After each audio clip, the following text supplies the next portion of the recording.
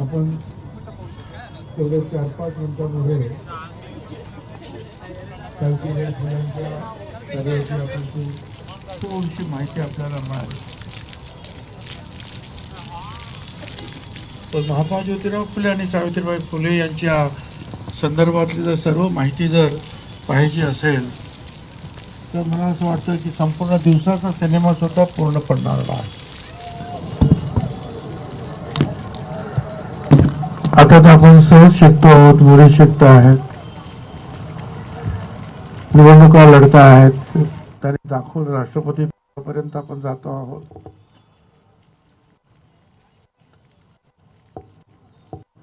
तुम्हाला कल्पना नाही, परंतु अमेरिकेमध्ये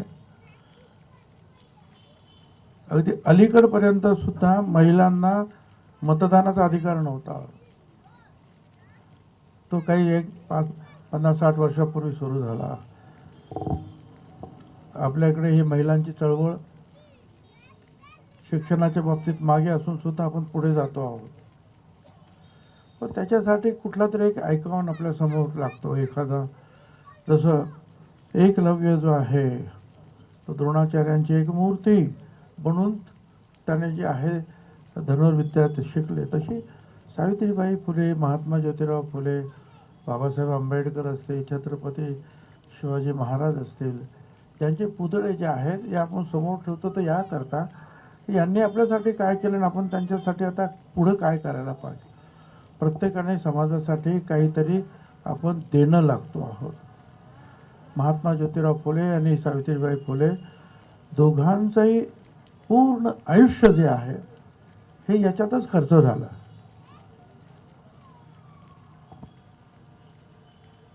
आणि ते ही समाजसेवा दुसऱ्याच्या पैशाने ते केली नाही त्यांनी. महात्मा ज्योतिराव फुले हे मोठे उद्योजक होते. खडकवासला धरण असेल, कात्रजचा बोगदा असेल, अशी अनेक मोठी मोठी कामं त्यांनी केली. सोन्याच्या दागिन्याच्या ज्या काही साचे असतात, अख्ख्या देशातली एजन्सी त्यांच्याकडे होती. खडकवासला धरणाचं वगैरे पाणी जेव्हा सुटलं तेव्हा ते पाणी शिळं आहे म्हणून शेतकऱ्यांनी त्याचा उपयोग करायचा नकार दिला. मग महात्मा ज्योतिराव फुल्यांनी तिथे शेती घेतली आणि वेगवेगळ्या प्रकारचे जे आहे पिकं जे आहेत, वर्षातून 3-3, 4-4 पिकं त्याने काढली. आणि मग सगळ्यांना कळलं की ह्या पाण्याचा किती उपयोग आहे. हंटर कमिशन समोर सुद्धा महात्मा फुल्यांनी हेच सांगितलं की सगळ्या देशातले लोक गरीब आहेत, त्यांना तुम्ही शिक्षण द्या, कृषीचं शिक्षण द्या, पाण्याचं योग्य व्यवस्थापन करा.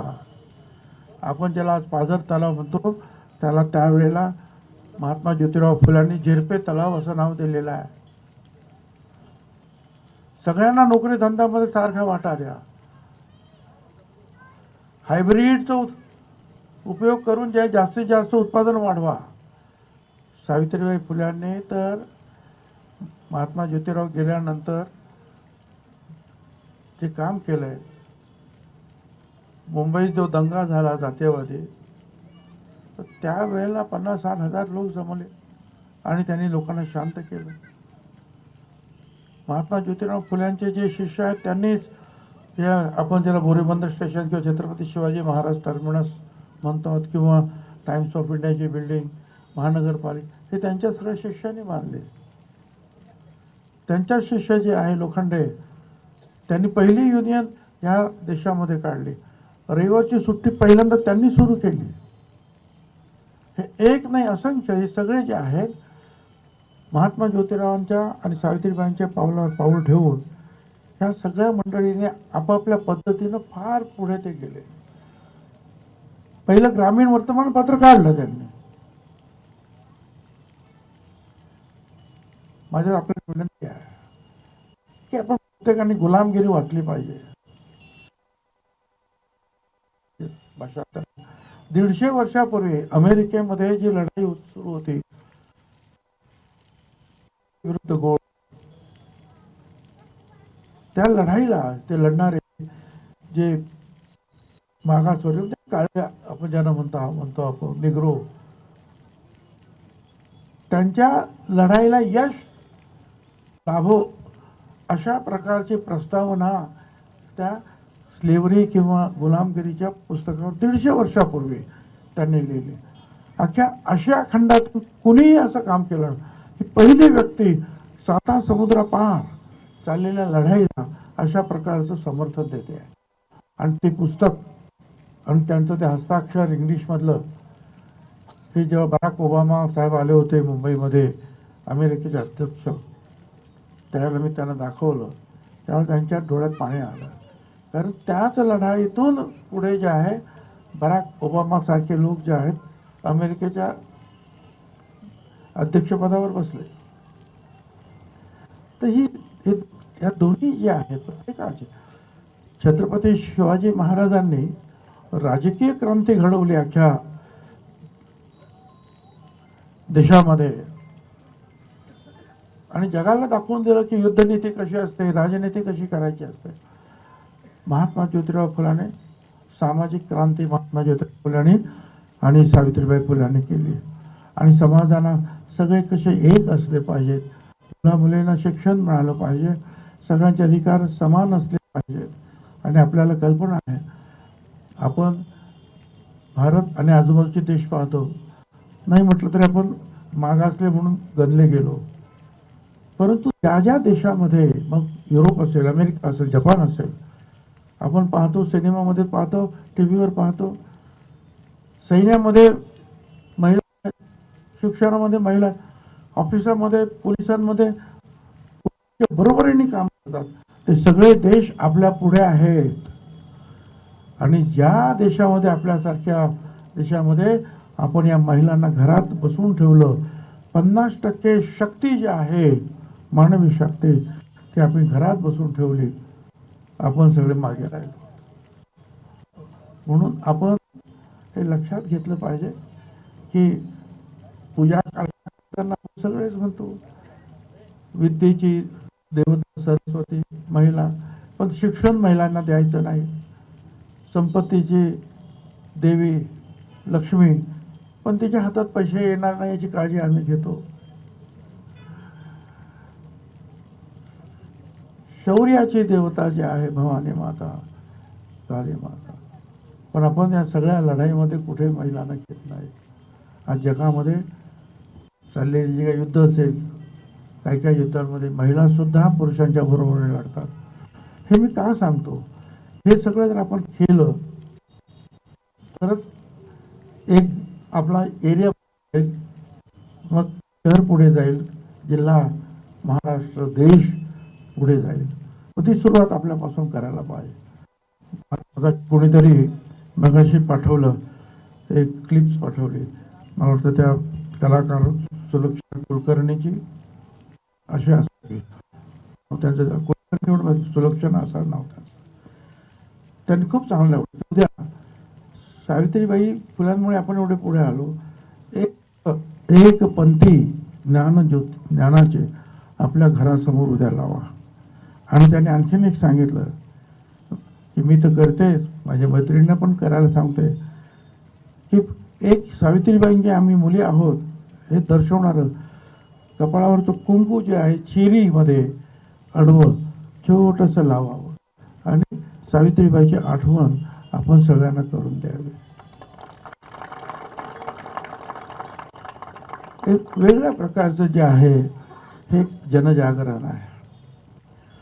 आता या पुढे जे आहे दरवर्षी हा कार्यक्रम आपल्याला इथे करावा लागणार. उद्या सकाळी तर मी नायगावला त्यांच्या जन्मस्थानी गेली 20-25 वर्ष जात असतो आम्ही सगळे.